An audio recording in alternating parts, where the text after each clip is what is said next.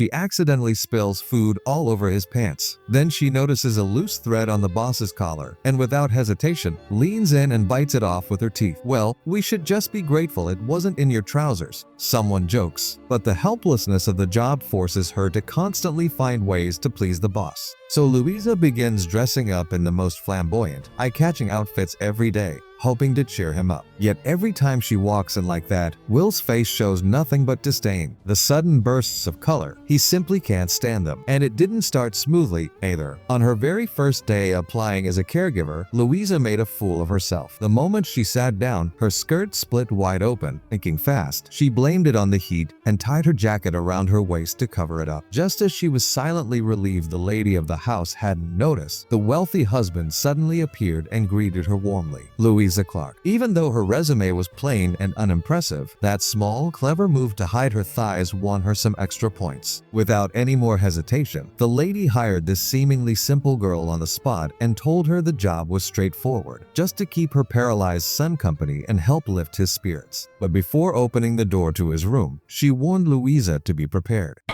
Will, this is Louisa Clark. I'm Lou. Will. William. Hello, Louisa Clark. I'm Will Traynor. As if her ridiculous outfit wasn't awkward enough, Will immediately poked fun at her skirt.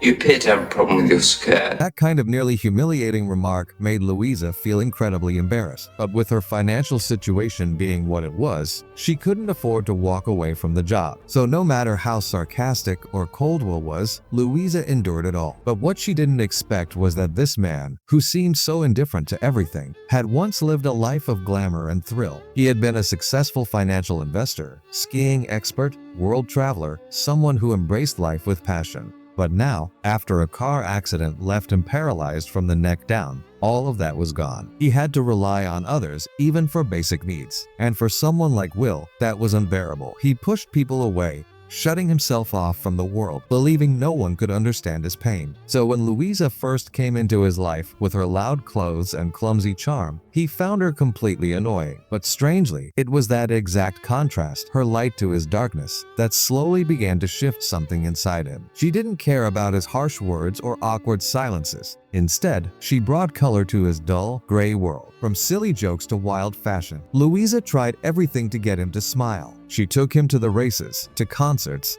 even on surprise adventures. And with every little effort, Will's icy exterior began to crack. One day, Louisa took Will on a birthday surprise. She dressed him in a sharp suit, brushed his hair, and wheeled him into a grand concert hall. The music began to play, rich, dramatic, full of emotion. And for the first time in a long while, Will's eyes shimmered with something other than pain. It was as if the melody reached into his soul, stirring memories of who he once was. After the concert, they dined under soft candlelight. Louisa laughed, talked endlessly, trying to keep the mood alive. Will listened quietly, a faint smile on his face, his gaze never leaving her. He began to see her differently, not just as a caregiver, but as someone who saw him as a man, not a patient, someone who didn't pity him. Yet deep down, Will was still struggling. The pain, the loss of dignity, the fear of being a burden, these thoughts consumed him. And even as Louisa brought joy and color into his life, he had already made a heartbreaking decision. One evening, Louisa overheard a conversation she was never meant to hear. A conversation between Will's parents, cold, clinical, final. Will had made up his mind. In 6 months, he would go to Switzerland to end his life. The news hit Louisa like a thunderclap. Her breath caught, her hands trembled. How could someone who had finally started smiling again still choose death? But Louisa didn't give up. She came up with a plan. If she could show him that life still had meaning, that it could still be full of adventure, laughter, and love, maybe, just maybe, he would change his mind. So she took him to beaches kissed by sunlight, to castles that touched the sky, to streets alive with music and color. She laughed louder, smiled brighter, loved harder, all for him. And slowly, Will did begin to change. He joked more, listened more. He even danced with her, well, in his way, on a moonlit terrace,